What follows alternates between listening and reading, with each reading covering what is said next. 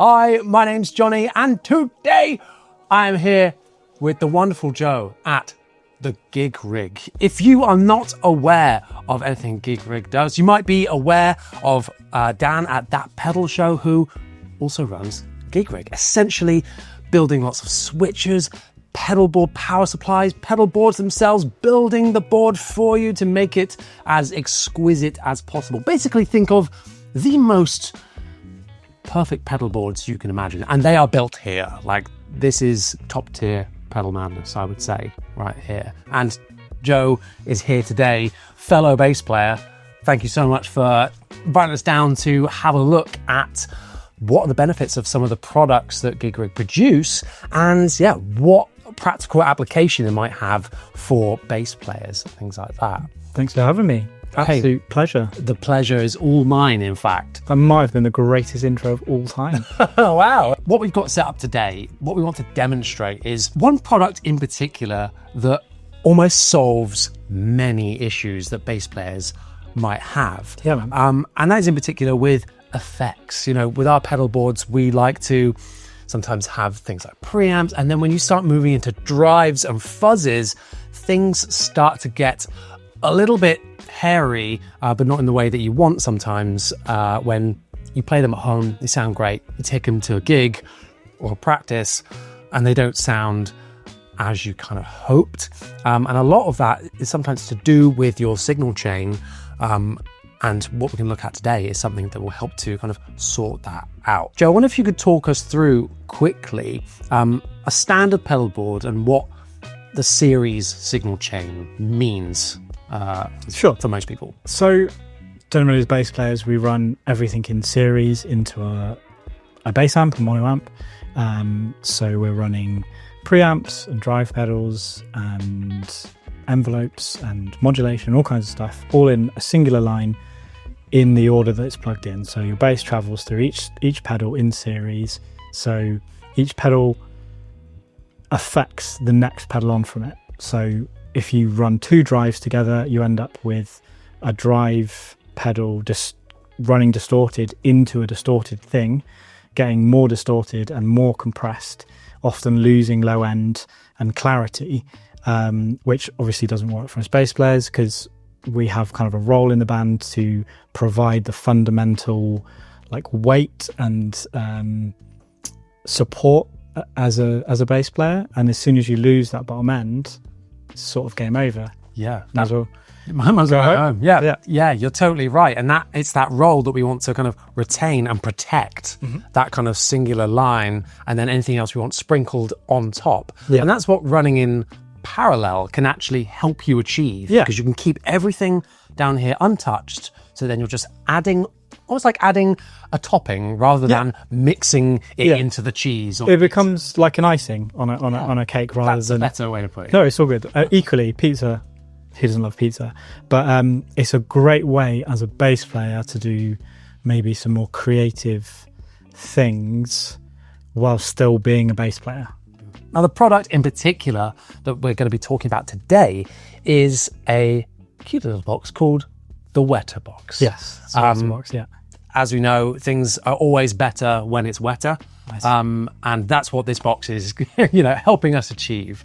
Absolutely. Because essentially this will allow us to not only put effects in on top of our kind of unaffected bass line, let's call it, but also the ability to combine pedals and blend in between them should we want to as well. So if we've got two different types of drive that we want to like mix together. First of all, for context though, we're going to be running through a rig here that we've set up and a pedal board using one of GigRig's boards here, all powered with all GigRig products. And then we're going to use the Wetter Box to turn this series signal path into a parallel one and compare the sounds. We're coming into the board through a patch bay into the ground and pound, which is just an incredible Rat-esque thing. It's the kind of taking Justin Chancellor's signal chain, using a Rat and a Boss graphic EQ and condensing it into a pedal. We're going from there into the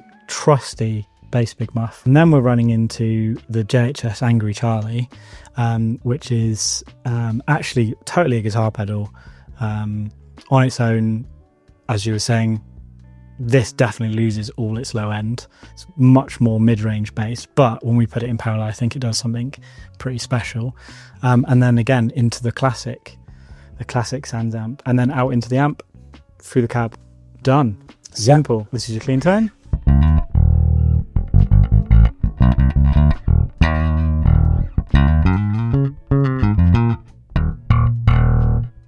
Glorious, just beautiful. Right, shall we start with this? Let's start with that.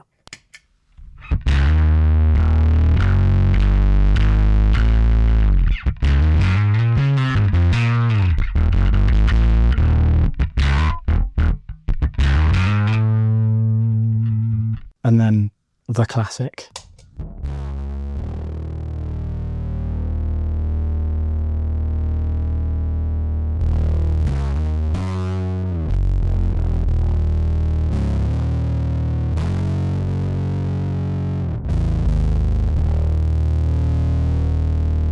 I'm like 16 again. Just discovering that sound for the first time. Like, yeah. Everything must be doom. Yeah, literally. Love it so much. And then...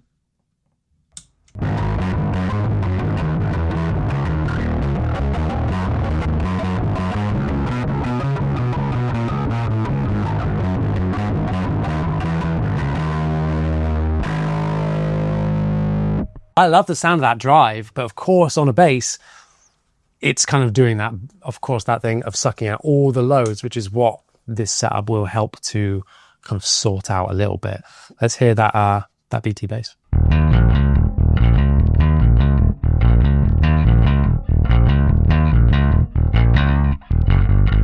So there we go. Our series kind of chained there and each pedal individually. Shall we hear some of these now together so that we can hear what you might kind of expect?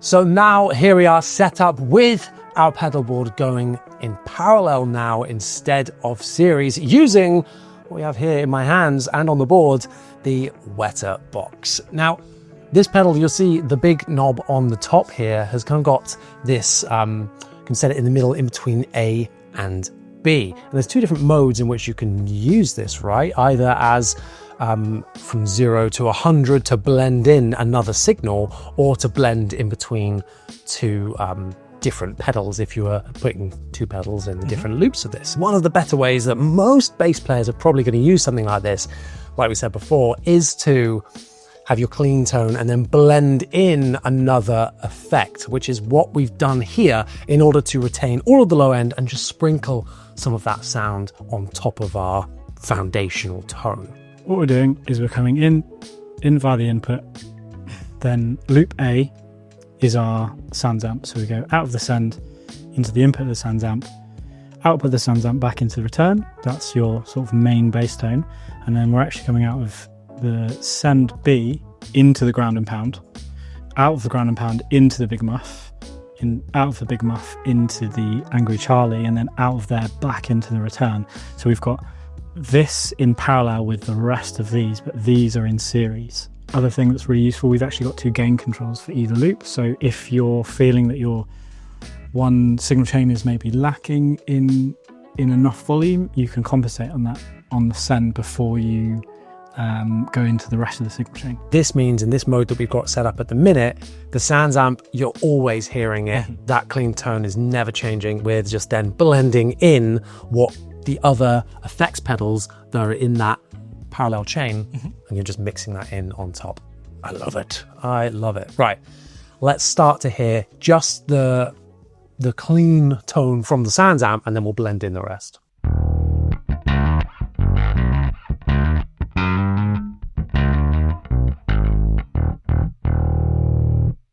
pretty gnarly clean tone, if I do say Pretty so. meaty. Yeah. I will twiddle your knob right here. So there we go.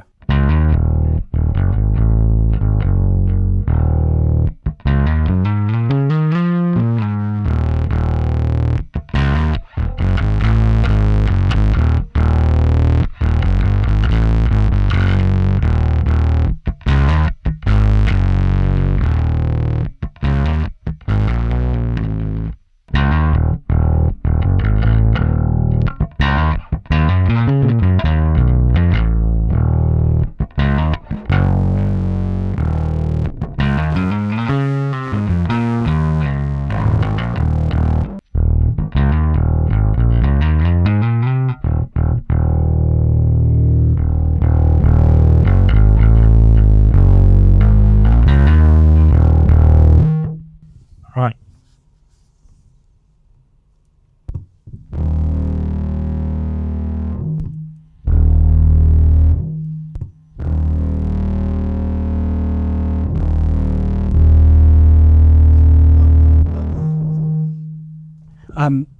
This is one of those scenarios.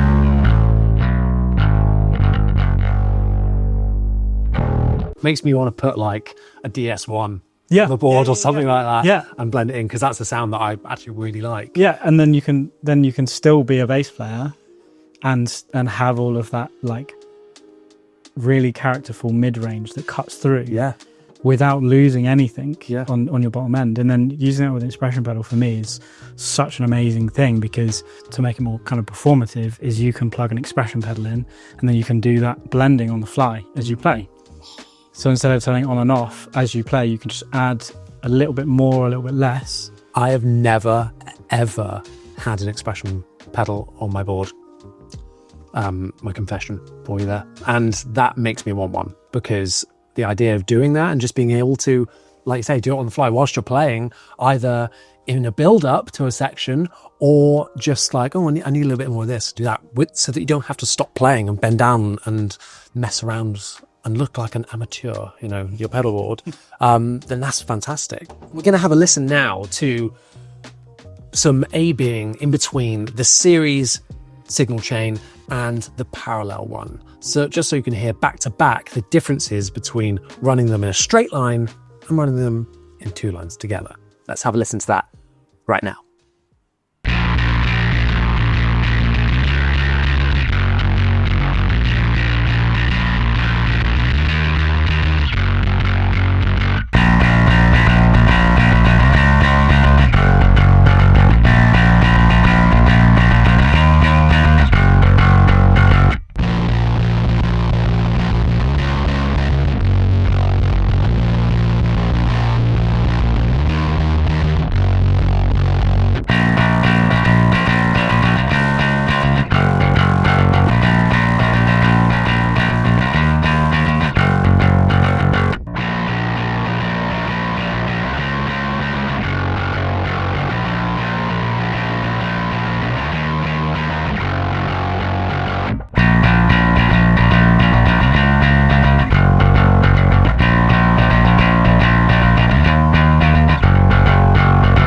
So there we go. Joe, thank you so much for taking us through what this beautiful little box can do. If people want to get hold of one of these themselves, what should people do? Go to www.thegigrig.com, see what you can find. Fantastic. If you've got any questions, shoot us an email at support@thegigrig.com. That's what I can do. Amazing. Once again, thank you so much. I'll leave the links in the descriptions for you lovely people to go and check it out for yourselves, as well as all the links to Joe's band, Ears Avow, if you want to hear more from this handsome fellow. Once again, everyone, thank you so much for watching. See you next time.